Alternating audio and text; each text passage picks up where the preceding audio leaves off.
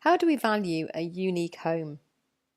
Hi, I'm Sam Ashdown, and this is my co-director, Phil Jones, and this is your expert guide from Ashdown Jones, the Lake District. Here in the Lake District, valuing a property is far from straightforward because there are just so many factors to take into account. Like the views.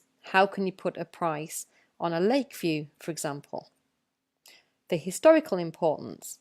The property could have been there for hundreds of years and have a fantastic historical significance in the area. How do you put a value on that? Or the cachet of the area, like this home, right on the lakefront, probably one of the best views across Windermere. How can you possibly put a valuation on a property like that? Well, that's our job at Ashdown Jones, and I'd like to share with you exactly how we do that. Of course, unique homes in any location can be really tricky to value. So how do you place a monetary amount, for example, on a property with lake frontage on Windermere when there are only perhaps 100 or so properties that share that privilege? We were asked to visit a home near Grasmere that was on the market with another agent, but the levels of interest were disappointing. Let's anonymise it by calling it the Manor, to protect the confidentiality of the owner. The challenge for us lay in the fact that it was already on the market, so that meant that the price was anchored. Not only had it been fixed in the homeowner's mind that this price was achievable, but it had also left a digital footprint of its price online via the portals like Rightmove, Zoopla, etc., and other sites too. So what could we do to value the home accurately at Ashdown Jones? Well, we looked at 5 points of reference. Number 1, we looked at the existing price it was on the market at and the interest that that price had generated. Number 2, we looked at comparable properties, which wasn't easy to do, but certainly we could look at the properties that would be considered to be competitive to this particular property. Number 3, we looked at all the sold prices in the area to ensure that the Manor wasn't trying to break the price ceiling. Number 4, we looked at the price per square foot. How much house was somebody actually buying for the money?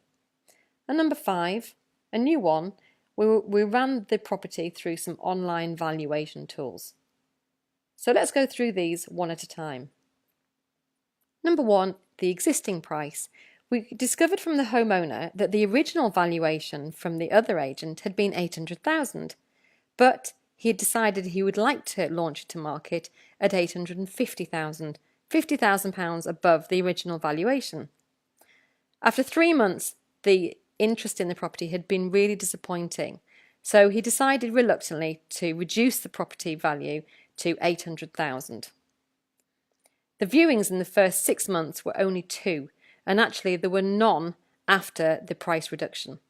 So the conclusion, just for this particular aspect of the property evaluation, was that the price may still be too high at $800,000. Then we looked at number 2, comparables. Now, as the Manor is unique, finding any comparable houses in the area is tricky, but we did find 3 that may be competing. In other words, if somebody had that amount of money, what else they could look at and potentially buy in the local area.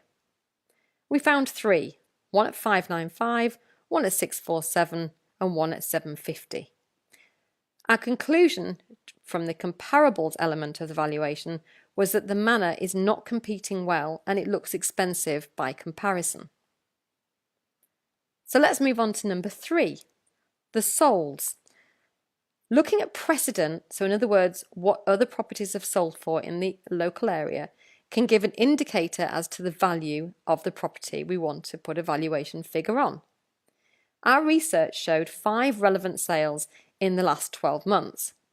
1.1, 897, 695, 615 and 366.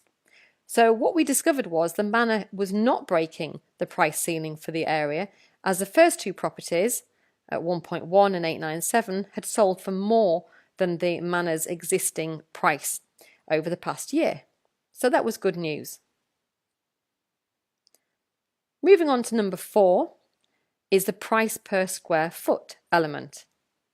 Now this is fairly unusual in the UK for a standard residential property. It's more commonly used for things like city centre flats or big estates. The square foot doesn't take into account any amenities like an amazing view, or any disadvantages like a public footpath through the garden. But, however, it can be a useful guide to see how much house a buyer would actually get for their money.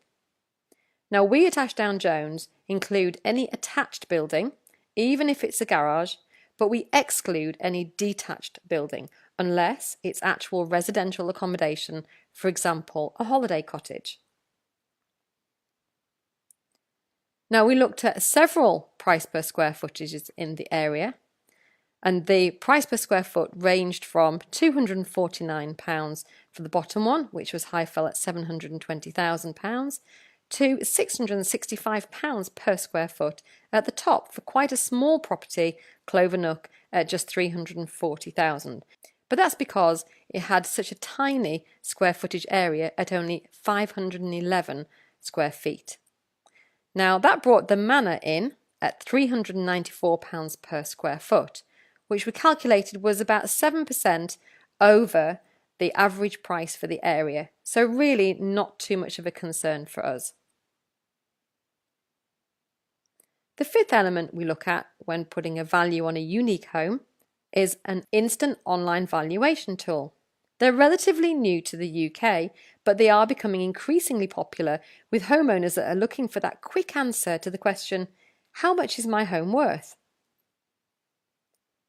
Now please try out our instant online valuation tool at valuation.ashdownjones.co.uk. But one quick caveat, for unique homes the results are very unpredictable. But however, we would love to get your feedback. So give it a go, it's free, it only takes 30 seconds and you'll get an instant online valuation on the screen that you can then share your thoughts with us about. We ran our property, the Manor, through 8 online valuation tools, including our own. And they were disappointing because the lowest online valuation was only £417,000. The highest was 671, and the average from all the 8 that we tried was 586. So our conclusion was using an online valuation tool for the Manor was just not a valid source of information. So to summarise, the original valuation of £800,000 was probably about right. Properties have sold for higher in the area. The slightly higher price per square foot is justified by the property's extremely high standard of refurbishment. So if it had gone at £800,000, it may well have had earlier interest than it has. So how did the story end for the Manor? After several months on the market, the owner accepted an offer of £740,000. That's only 92.5% of asking price and just 87% of the original marketed price of £850,000. Now, most sellers we find expect to attain better than 95% of their asking price. So in other words, if your property was on the market for £1 million, you might hope to get £950,000. That seems to be perfectly reasonable. And it's usually fully achievable as long as you have the right marketing strategy and that it goes on the market at the right price right at the very start. So what we'd love you to do next is number 1, try out our instant online valuation tool at valuation.ashdownjones.co.uk. And number 2, please drop us a line and tell us all about your unique home. You can find us at team@ashdownjones.co.uk or give us a call on 015 394 88811. We'd love to hear from you.